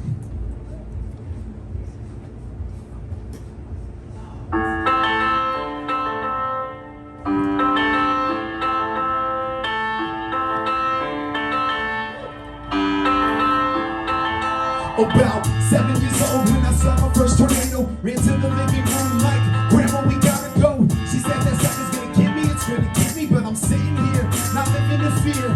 What's the use of running? You'll only die tired, living a life with no fear of death. Then it's when I admired, it was right there. She sat in a rocking chair, eyes were old and tired, but wise beyond compare. She said it's not that I don't value life, in fact it's just the opposite. I'm more than enough to know it's a greater plan. I'm only part of it. Someone in the sky decides it's the day I die. I'm content in knowing there's nothing I wanna do and didn't try. Grandpa told me everything will be okay. She's a strong woman, she'd always been this way.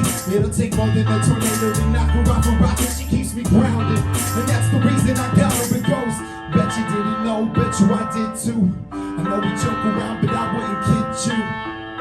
There's nothing you did in this life to deserve this, but you're alive, so you've got a purpose. Wake up every day, look at him and say, bet you didn't know. Said it every morning, almost 50 years in a row.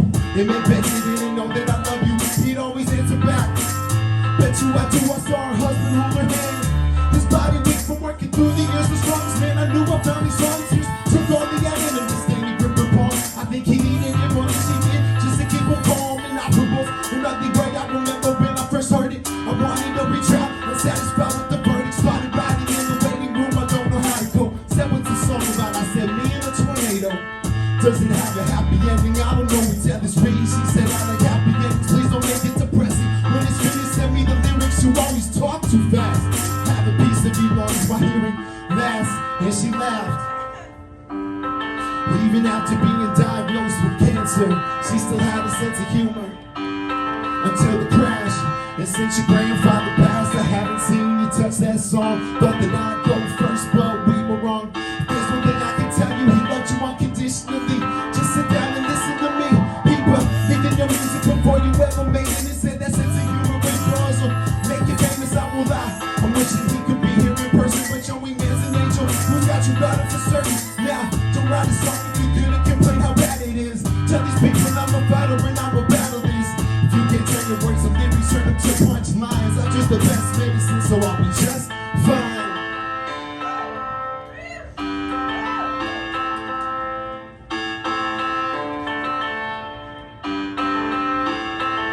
It goes, bet you didn't know, bet you I did too. I know we joke around, but I wouldn't kid you. There's nothing you did in this life to deserve this, but you're alive, so you've got a purpose. Thank you guys.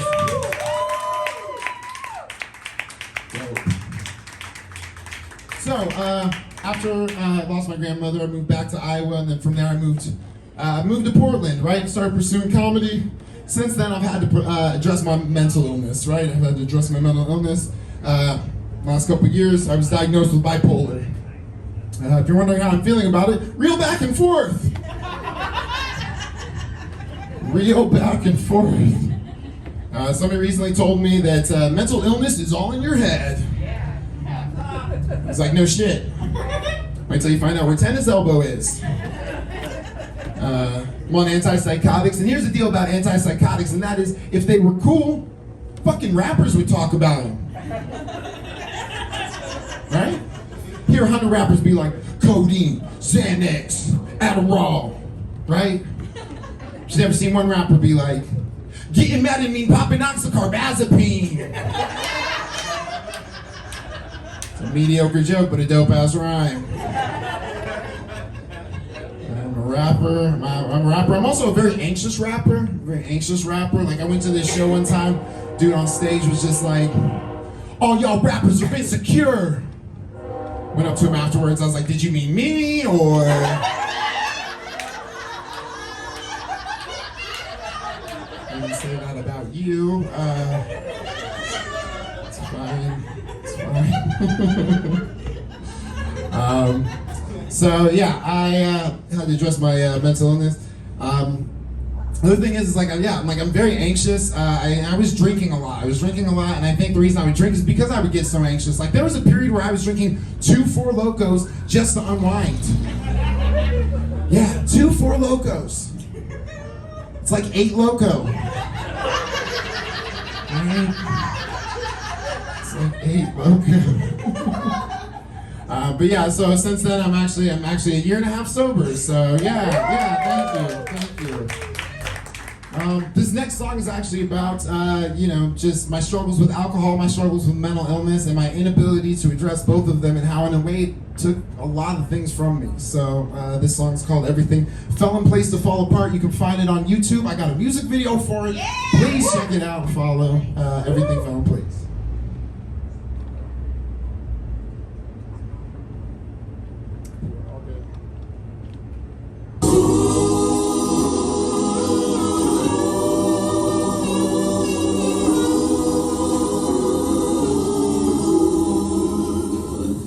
The sound of a cracking can signifies my surrender of sobriety. I suffer from anxiety, so long I do it quietly. If I've gotta be in pain, best to do that shit in privacy. If I can't ignore the hurt, maybe I can ignore the irony. I know too well how this ends. With bartenders and I friends, I'm not ignorant to the trends. I'll fess it up, no pretend. No, you've been hurt previous, would never do your dirt on purpose. I'm not that devious, little do they know that I left the queen of please. I'm a peasant in the streets who can't fulfill his own needs. I smoke when I know I'm sick, drink when I know I'm sad, kill myself in the short run.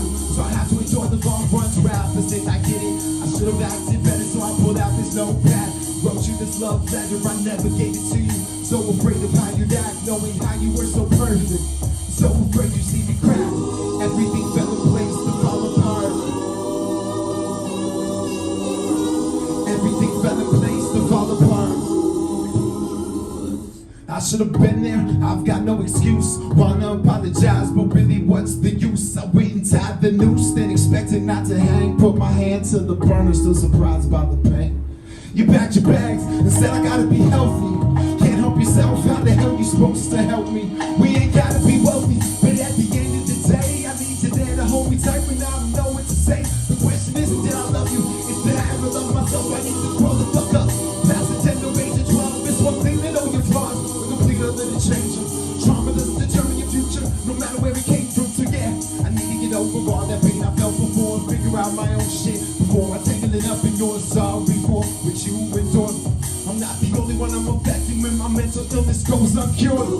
Everything fell in place to fall apart. Everything fell in place to fall apart. The sound of a striking match means I've lit another cigarette. Stepped away from alcohol when I realized it's a threat. Some habits die hard. I flick my cherry into the yard and stare at the empty space where you used to park the car in. Maybe I get complacent.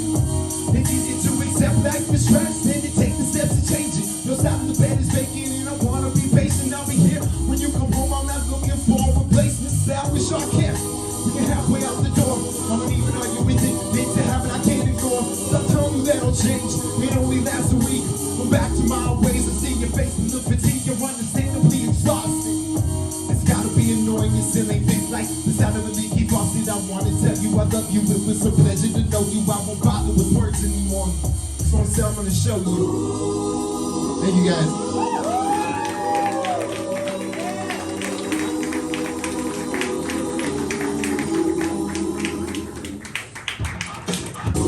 Not again! It's happening!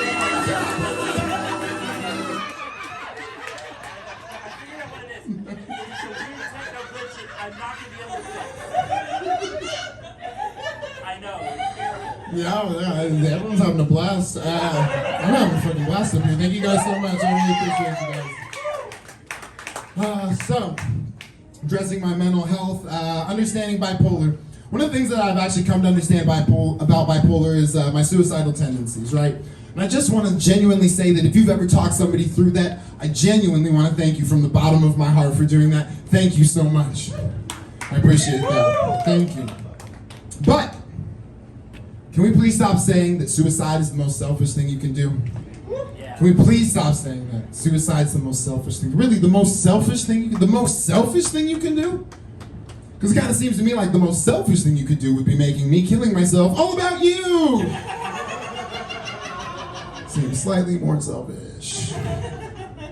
I actually went to a psychiatric ward last year because I started to self-harm. Luckily, I cut back. You know what? That was a reaction that deserved. The suicide prevention unit was really nice. They gave me a pair of shoes, no strings attached. What, you guys can't hang?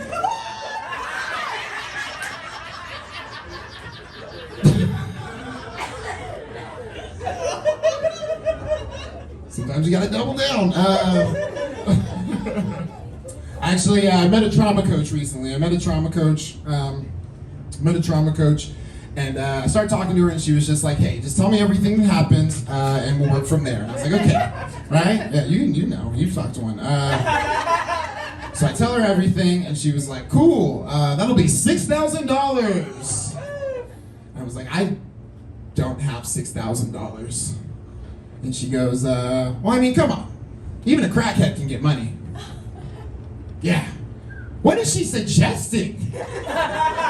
You know, like I'm supposed to just show up just like, I came here to do two things, and that's suck dick and steal copper piping. And you are all out of copper piping.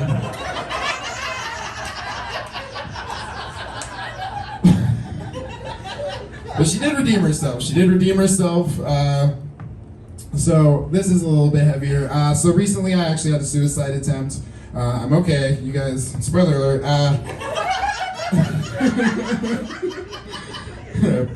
So that was inappropriate. I meant to, that was the thing from earlier. It's fine. So it's fine. It was a reference, and okay, we're gonna be fine. So I had an attempt, and she calls me up from out of nowhere on the same day, right? And she was like, "Oh, you know, how you doing?" I was just like, "Hey, I had a really difficult day. You know, I'm just dealing with this." And she was like, "Oh, well, come over. You know, I want you to hang out." And I was like, "I really can't do the sales pitchy thing." And she's like, "I want you to know that this is a safe space." So I was like, "All right, fine." So I go over there, and I was explaining to her everything. I was just like, "Hey, I knew I didn't want to do it, but I also wasn't sure I didn't want to do it." She stops me in the middle of my sentence, and she goes, "I can't think of a better time for you to join my program." Yeah, she said that. And I was like, "How many times do I have to tell you I don't have the money?" And she goes, "Well, I mean, if you kill yourself, you won't have the money either." Yeah. So at this point, I feel like she's just like, you know, like a mob boss that's bullying me, so to get me to pay her to stop bullying me, right? Like I showed up, and she's just like, "Hey, I'm here to protect you." And I'm like, "Oh, awesome, from what?" And she's like, "You are not gonna believe this. You're not gonna believe this." So I joke about a lot of heavy stuff, but I do want to also give space for the parts of it that I do take seriously. And this next song is about a comedian in the Portland comedy scene that ended up taking their own life. It's called "No Horse in This Race." And it's basically based off of this joke that they used to tell, and I'll tell you the joke where he went like this. A jockey ran a derby and he got last place. Said, "You ran it all on foot. Don't you care what a waste?" And he replied, with a smile on his face, "Not really. I have no horse in this race." Go ahead and play it.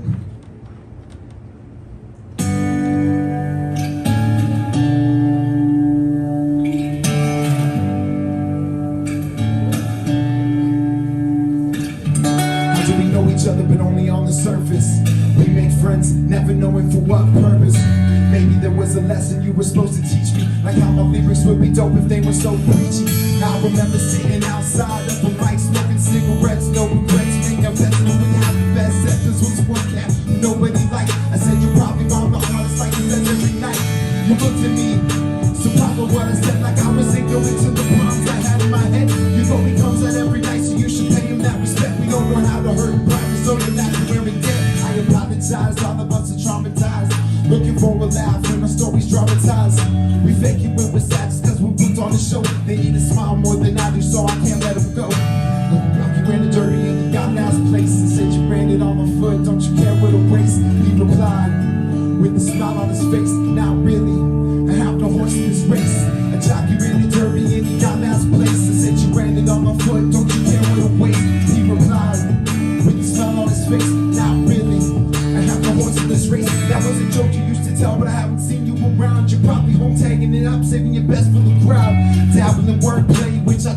again. Inspired by rap to use these corny puns in my set. I'm sure when I see you next, you'll crush before I go up. Netflix will give you a special, then you'll blow up.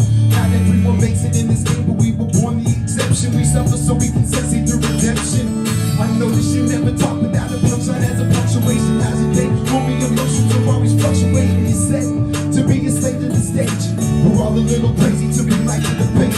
I agree it takes a lot to put everything out. Regardless of being judged, filled with feelings of doubt.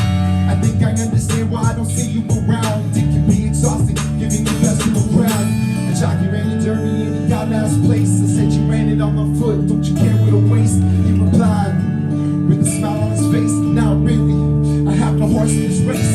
A jockey ran a derby and he got last place. I said you ran it on my foot, don't you care what a waste?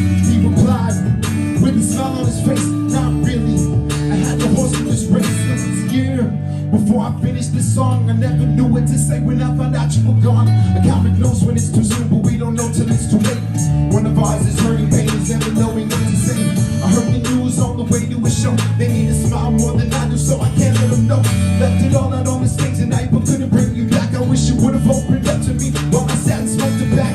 Maybe you thought you had the horse in this race, but you did. I wish I could have convinced you to stay. I wish you would have been at your celebration that day where we shared your favorite memories and jokes you used to say. I don't know why you left us, and I don't think that it matters. There were days you filled rooms full of laughter. You came out every night despite the feelings kept inside, creating joy on your own pace. And I never really got to know you. That's the part that hurts the most. Learned about the life you lived or the dreams that you hold. You gave me some advice, you don't always gotta make sound. In fact, silence makes a good line profound. Thank you guys so much.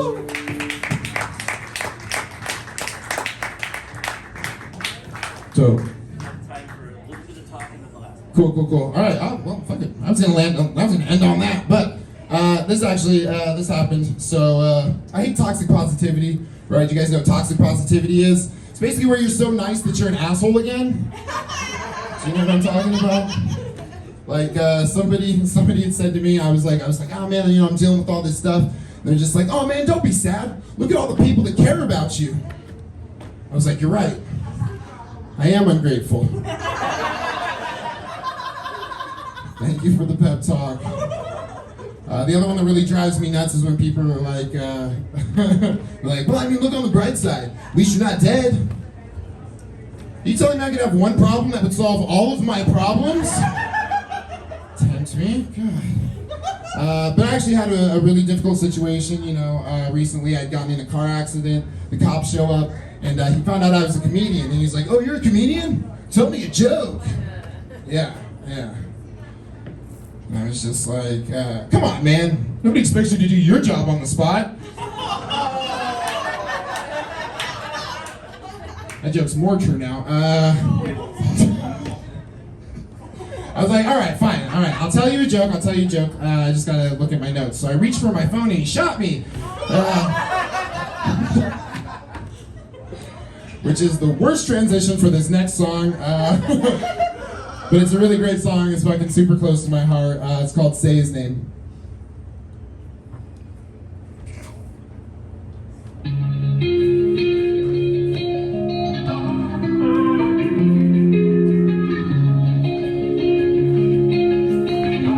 Can you pause it? Sorry. Thank you for whoever clapped. That was... I felt that sounds. Okay, start it over again. Okay, get dramatic. Okay, so it's serious. Go.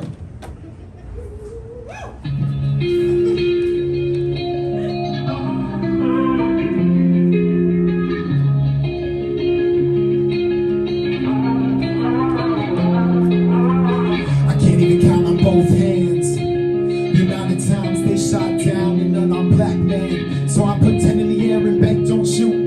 I hear the anger of our ancestors and all you hear is loot. Fuck it, we built it, we'll burn it down. If you're not hearing us now, we try to be on the ground, we try to make it a sound. A sound of protest fell on deaf ears and left peers in bewilderment that we were still getting killed like animals in the wilderness.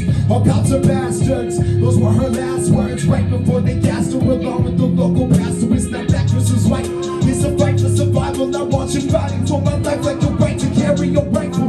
I pull my fist at this establishment enough to turn a pacifist into a rebelling activist. I pull my fist at this establishment enough to turn a to about an activist. Scratch that shit, I gotta keep my cool. Well, Fox News will show a clip of me acting the fool. Let's say the black people are animals, the world all dangerous thugs. I'm sick of making myself small so I'm worthy of your love. I'm sick of hiding myself away just because you believe my existence to be a threat. And I bet you didn't have to question how you be perceived wearing a mask. And it's sad that I had to ask.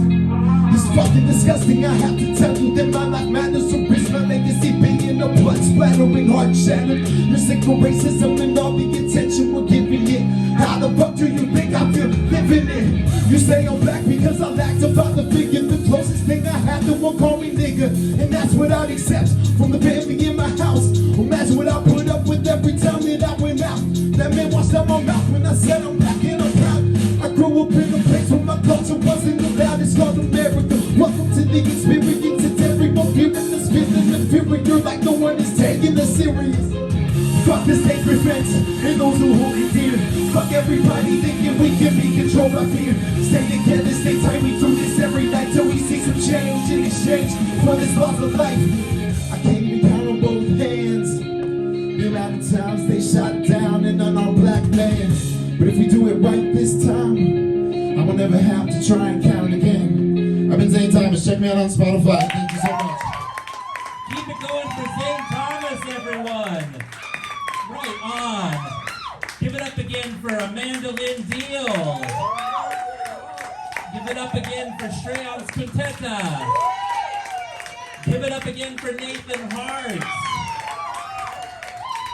We're going to have a show next week as well. Next week's show is going to be fun. We've got a segment called Ask a Dentist.